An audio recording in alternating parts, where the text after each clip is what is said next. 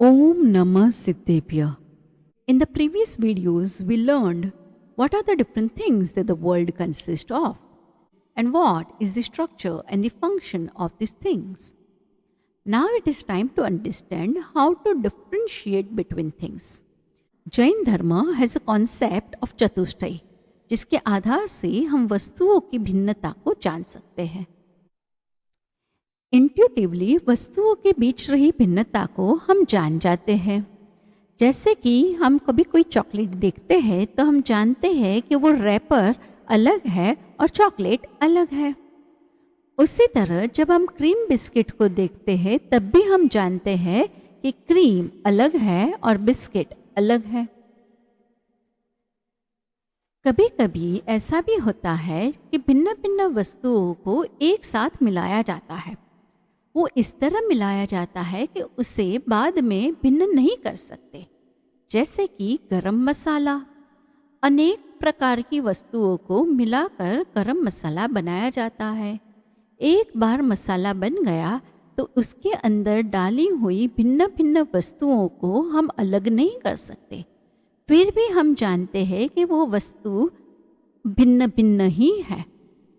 उसी तरह नेचुरली भिन्न भिन्न वस्तु एक साथ पाई जाती है. जैसे कि नारियल के अंदर का पानी और उसके अंदर रही हुई मलाई, ये दोनों ही नारियल के छिलके से अलग है. ये हम सब जानते हैं. इस इंट्यूटिव अंडरस्टैंडिंग के आधार से जब हम वस्तुओं की भिन्नता देखते हैं तो कभी कभी भिन्न वस्तुओं में भी हमें एकता दिखती है. जैसे कि जीव और शरीर की एकत्व बुद्धि हमें अनादिकाल से है, क्योंकि हम उनके बीच की भिन्नता को नहीं जानते. To have a correct way of evaluating difference between two things, it is better to use a concept of चतुष्टय. बेटर, डीपर और करेक्ट तरह से दो वस्तुओं के बीच की भिन्नता देखने के लिए जैन धर्म में सिद्धांत है चतुष्टय. चतुष्टय अर्थात 4. द्रव्य अपेक्षा, क्षेत्र अपेक्षा, काल अपेक्षा और भाव अपेक्षा. जब हम इन 4 अपेक्षाओं द्वारा दो वस्तुओं को देखते हैं तो हमें उन दो वस्तुओं की भिन्नता भासित होती है. चलो इसे विस्तार से समझते हैं. चतुष्टय को विस्तार से समझने के लिए हमने यहाँ दृष्टांत में नीर और क्षीर लिया है. दूध में जब खटास मिलाई जाती है तो पानी और दूध भिन्न हो जाते हैं. अब प्रश्न ये है कि जो दूध और पानी भिन्न हुए, क्या वो गाय के स्तन से निकाले हुए दूध के समय भी भिन्न ही थे? चलो इसका उत्तर हम क्षीर और नीर के चतुष्टय भिन्नता से समझते हैं. पहले हम द्रव्य अपेक्षा से समझेंगे. गाय के स्तन से निकाले हुए दूध में हमें क्षीर और नीर भिन्न नहीं लगते, किंतु जब हम द्रव्य अपेक्षा से देखेंगे तो हम जानेंगे कि दूध वास्तव में एक द्रव्य नहीं, 2 द्रव्य है. जब हम दूध में खटास मिलाते हैं तो पानी और क्षीर, जो कि पनीर के रूप में रूपांतर हो जाता है, वो दोनों ही भिन्न पदार्थ के रूप में एक दूसरे से भिन्न हो जाते हैं. इससे हम जान सकते हैं कि पानी भिन्न पदार्थ है और क्षीर भिन्न पदार्थ है, और जो 2 पदार्थ भिन्न हैं वो मिलावट के समय में भी 2 पदार्थ रूपी है. इस तरह दूध में क्षीर और नीर द्रव्य अपेक्षा भिन्न ही है. अब हम क्षेत्र अपेक्षा से समझेंगे. जब दूध में खटास मिलाई गई तो पानी का वॉल्यूम अपना अलग था और क्षीर का वॉल्यूम अपना अलग था. दोनों के भिन्न भिन्न वॉल्यूम यह सिद्ध करते हैं कि दोनों के अपने अपने भिन्न प्रदेश है. दूध अवस्था में भी क्षीर और नीर एक ही बर्तन में एक ही आकाश प्रदेश में पाए जाने पर भी अपने अपने भिन्न प्रदेश में स्थित होने से क्षीर और नीर का अपना अपना प्रदेश भिन्न है. यदि दोनों के प्रदेश एक हो जाए तो 1 लीटर दूध में यदि हम 5 लीटर पानी मिला दें तो हमें 6 लीटर दूध हासिल हो जाएगा। किंतु ऐसा होता नहीं। दूध रूप अपने प्रदेशों में ही स्थित रहता है और पानी रूप अपने प्रदेशों में ही स्थित होता है। दोनों एक ही बर्तन में या एक ही आकाश प्रदेश में मिल जाने पर भी अपने अपने प्रदेशों का उल्लंघन नहीं करते। इस तरह से हमने क्षेत्र अपेक्षा से भी क्षीर और नीर की भिन्नता को जाना। अब हम काल अपेक्षा से वस्तु भिन्नता कैसे देखना ये समझते हैं। यहाँ जब खटास मिलाकर हमने क्षीर नीर को भिन्न किया तब हमने देखा कि पानी की वास्तविक अवस्था तो ट्रांसपेरेंट वर्ण रूप है और जो सफ़ेद सफ़ेद दिखता है वह तो क्षीर की अवस्था है। अर्थात दूध अवस्था में क्षीर और नीर एक रूप दिखते हुए भी अपनी अपनी पर्याय से दोनों भिन्न भिन्न ही थे। नीर का वर्ण ट्रांसपेरेंट और क्षीर का वर्ण सफ़ेद, इस तरह से दोनों की अपनी अपनी भिन्न पर्याय पाई जाती है। अब हम भाव अपेक्षा से क्षीर नीर की भिन्नता को समझेंगे। क्षीर में कैल्शियम, फैट आदि गुण पाए जाते हैं जो पानी में नहीं पाए जाते, जबकि पानी में हाइड्रेशन का गुण पाया जाता है। जब क्षीर और नीर मिलावट वाली दूध अवस्था में पाए जाते हैं तब भी अपने अपने गुण को धारे हुए भिन्न ही रहते हैं। इस तरह भाव अपेक्षा भी क्षीर और नीर की भिन्नता पाई जाती है। इस तरह हमने क्षीर और नीर के दृष्टांत से चतुष्टयी भिन्नता से दो पदार्थों की भिन्नता कैसे देखना ये जाना। अब हम इसी के आधार से आत्मा और कर्म, आत्मा और शरीर के भेद ज्ञान को समझेंगे। जो जीव है वो तो स्वपदार्थ है और जो शरीर एवं कर्म है वो तो पर पदार्थ है। यदि हम उनकी चतुष्टय भिन्नता को जानेंगे तब हम आत्मा और शरीर के बीच भेद ज्ञान कर पाएंगे। जीव और शरीर के भिन्न भिन्न चतुष्टय पाए जाते हैं। जीव का अस्तित्व जीव रूप से जीव द्रव्य रूप है, जबकि शरीर एवं कर्म पुद्गल रूप द्रव्य है। इस तरह जीव और शरीर भिन्न भिन्न द्रव्य है। यह हुआ द्रव्य अपेक्षा से स्व पर भिन्नता देखना। अब हम क्षेत्र अपेक्षा से देखेंगे। जीव और शरीर एवं कर्म आकाश के एक ही क्षेत्र में पाए जाने पर भी जीव के अपने असंख्यात प्रदेश भिन्न होते हैं और कर्म एवं शरीर के अपने असंख्यात या अनंत प्रदेश भिन्न पाए जाते हैं। जीव और शरीर, जीव और कर्म आकाश के एक ही प्रदेश में पाए जाने पर भी एक दूजे में समाहित, एक दूजे में मिक्स नहीं हो जाते, एक दूजे के क्षेत्र का उल्लंघन नहीं करते। इस तरह से क्षेत्र अपेक्षा से भी हमने स्व पर की भिन्नता को जाना। अब काल अपेक्षा अर्थात पर्याय अपेक्षा स्व पर की भिन्नता को समझेंगे। जीव की अवस्था अर्थात पर्याय ज्ञानादि है, जबकि शरीर एवं कर्म की पर्याय वर्णादि रूप है। इस तरह दोनों की अपनी अपनी भिन्न अवस्था पाई जाती है। और भाव अपेक्षा से भी जीव और शरीर एवं कर्म भिन्न है। जीव का भाव चेतन गुण है और शरीर एवं कर्म का भाव जड़त्व रूप है। इस तरह से द्रव्य से, क्षेत्र से, काल से और भाव से स्व और पर में चतुष्टय भिन्नता भासित हो सकती है। इस दृष्टि से स्व पर चतुष्टय भिन्नता भासित करने पर हमें सम्यक्त्व की प्राप्ति होती है। अब प्रश्न ये है कि जिस तरह स्व और पर में चतुष्टय भिन्नता पाई जाती है, क्या उसी तरह एक ही वस्तु में द्रव्यों और पर्याय के चतुष्टय की भिन्नता भी करना संभव है? तो प्रवचन सार गाथा 96 में बताया है कि द्रव्य से, क्षेत्र से, काल से या भाव से द्रव्य से भिन्न नहीं दिखाई देने वाले गुणों और पर्यायों का अस्तित्व वह द्रव्य का ही अस्तित्व है।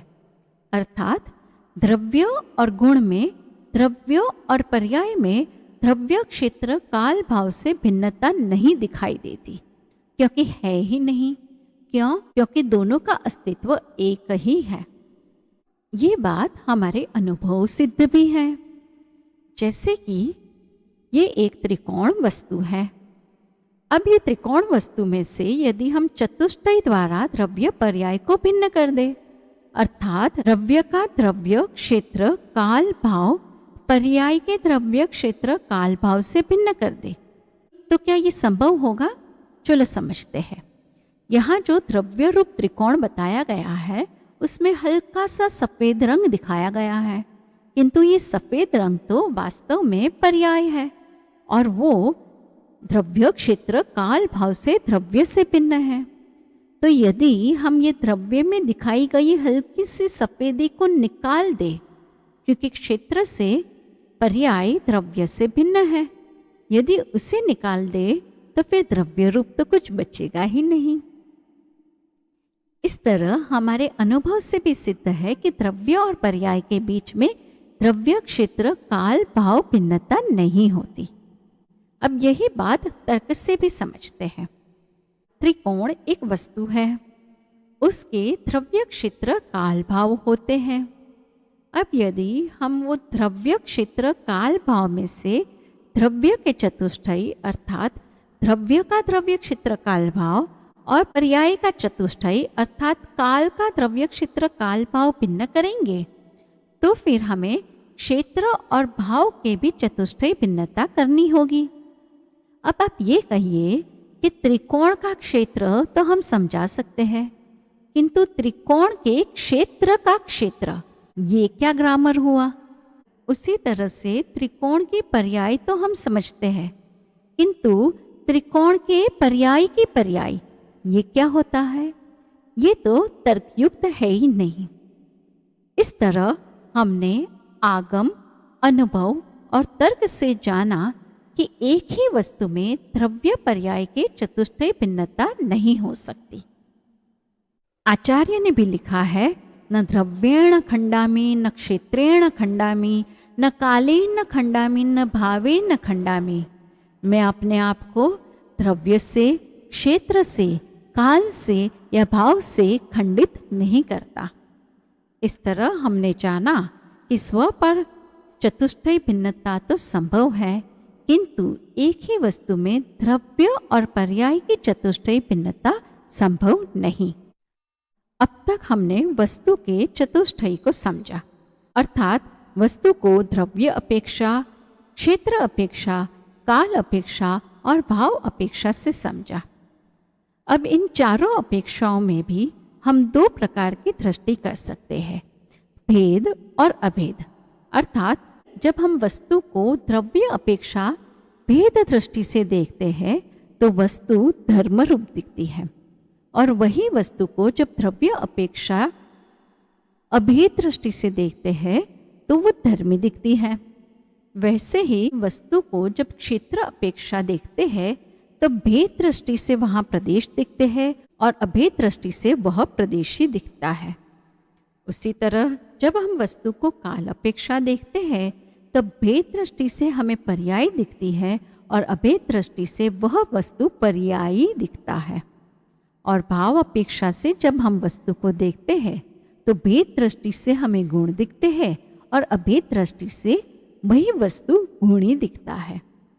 इसी को हम विस्तार से आगे समझते हैं। विषय थोड़ा सूक्ष्म होते जा रहा है, किंतु अध्यात्म क्षेत्र के लिए ये विषय समझना अत्यंत आवश्यक है। इसलिए आप थोड़ा पेशेंस रख के और कोई नई बात समझने में कठिन लगे तो भी रुचि पूर्वक सुनिएगा, तो आप ये कॉन्सेप्ट समझ पाएंगे। चतुष्टय की इस सूक्ष्मता को समझने के लिए हम दृष्टांत के रूप में एक रेक्टेंगल लेंगे। रेक्टेंगल को पहले हम द्रव्य अपेक्षा से समझेंगे। ये एक रेक्टेंगल है अर्थात इसमें अस्थि नाम का धर्म है, और ये जो रेक्टेंगल है वो सर्कल नहीं है। ये रेक्टेंगल सर्कल नहीं है, ऐसी यह रेक्टेंगल की ही पहचान है। इस तरह इस रेक्टेंगल में नास्ति नाम का धर्म भी पाया जाता है। इस रेक्टेंगल में अस्ति, नास्ति ऐसे धर्म हैं और उसी तरह अनेक और धर्म है, जैसे कि नित्य, अनित्य, एक, अनेक आदि। जब हमने द्रव्य अपेक्षा से रेक्टेंगल को देखा और वहाँ भेद दृष्टि की तो हमें भिन्न भिन्न धर्म दिखाई देते हैं, किंतु जब हम इन धर्मों को गौण करके एक धर्मी इस तरह से रेक्टेंगल को देखते हैं तो ये अभेद दृष्टि हुई। द्रव्य अपेक्षा से वस्तु में भेद करने पर धर्म दिखते हैं और द्रव्य अपेक्षा से ही वस्तु को अभेद करने से वो एक धर्मी दिखता है। अब हम क्षेत्र अपेक्षा से समझेंगे। जब हम क्षेत्र अपेक्षा से इस रेक्टेंगल में भेद करते हैं तो इसमें भिन्न भिन्न 1, 2, 3 ऐसे प्रदेश दिखते हैं और जब हम इन प्रदेशों को गौण कर देते हैं तो हमें एक रेक्टेंगल प्रदेश ही दिखता है। इस तरह क्षेत्र अपेक्षा से जब हम भेद करते हैं तो हमें प्रदेश दिखते हैं। यहाँ हमें एक सावधानी बरतनी है। वस्तु के भेदों को वस्तु से भिन्न नहीं करना। भिन्न करने पर वस्तु खंडित हो जाती है। वस्तु को भेदों को वस्तु में ही रखते हुए गौण करना है, अर्थात उन भेदों को नहीं देखना। जब हम उन भेदों को देखते हैं तो हमें धर्म, प्रदेश, पर्याय या गुण दिखता है। वस्तु के भेदों को गौण किया जाता है और वस्तु से पर वस्तु को भिन्न की जाती है। चलो समझते हैं कैसे। जैसे इस रेक्टेंगल में प्रदेश अपेक्षा से हमने भेद किए, अब उन भेदों को नहीं देखना, उसका नाम है गौण करना। जब हम भेदों को नहीं देखते तो अभेद वस्तु दिखती है, किंतु जो ये सर्कल है वो रेक्टेंगल नहीं, वो रेक्टेंगल के लिए पर वस्तु है, इसलिए उस पर वस्तु को भिन्न किया जाता है। इस तरह वस्तु के भेदों को भिन्न नहीं गौण किया जाता है और पर वस्तु को वस्तु से भिन्न किया जाता है। यह बात हमें द्रव्य अपेक्षा, क्षेत्र अपेक्षा, काल अपेक्षा और भाव अपेक्षा चारों अपेक्षाओं में सावधानी पूर्वक याद रखनी है। चलिए अब हम चतुष्टय में आगे बढ़ते हैं। काल अपेक्षा से वस्तु के भेद और अभेदता को समझते हैं। ये जो रेक्टेंगल है वो समय समय पर अपना वर्ण चेंज कर रहा है। ये जो भिन्न भिन्न समय पर उसके भिन्न भिन्न कलर रूप अवस्था बन रही है, उस भेदों की दृष्टि से यदि रेक्टेंगल को देखें तो हमें पर्याय दिखाई दे रही है, जैसे कि लाल रेक्टेंगल, पीला रेक्टेंगल, नीला रेक्टेंगल या ब्लू रेक्टेंगल। किंतु यदि हम उन पर्यायों को गौण करके इन बदलती हुई अवस्थाओं को एक प्रवाह रूप से रेक्टेंगल देखें तो वो पर्यायी दिखता है। इस तरह काल अपेक्षा से वस्तु में भेद करके देखे तो पर्याय दिखती है और अभेद करके देखे तो वस्तु पर्यायी रूप दिखता है। अब हम भाव अपेक्षा से समझेंगे। यहाँ ये रेक्टेंगल भिन्न भिन्न टेक्सचर रूप होता हुआ हमें दिखाई दे रहा है। ये जो भिन्न भिन्न टेक्सचर रूप ये रेक्टेंगल हो रहा है उसका कारण है उसमें रहा स्पर्श गुण। पहले जो हमने भिन्न भिन्न कलर रूप देखा था वो उसी का वर्ण गुण था। इस तरह वर्ण गुण, स्पर्श गुण ऐसे अनेक गुण रेक्टेंगल में पाए जाते हैं। जब भाव अपेक्षा से हम वस्तु में भेद करके देखते हैं तो भिन्न भिन्न गुण दिखाई देते हैं, किंतु उन गुणों को गौण करके वस्तु को देखते हैं तो वह वस्तु गुणी दिखती है। इस तरह चतुष्टय के द्वारा भेद और अभेद दृष्टि से वस्तु कैसे दिखती है ये हमने जाना। द्रव्य अपेक्षा से यदि भेद करे तो धर्म और अभेद करे तो वस्तु धर्मी रूप दिखती है। क्षेत्र अपेक्षा से यदि भेद करे तो प्रदेश और यदि अभेद करे तो वस्तु प्रदेशी दिखती है। काल अपेक्षा से यदि भेद करे तो पर्याय और अभेद करे तो वस्तु पर्यायी दिखती है।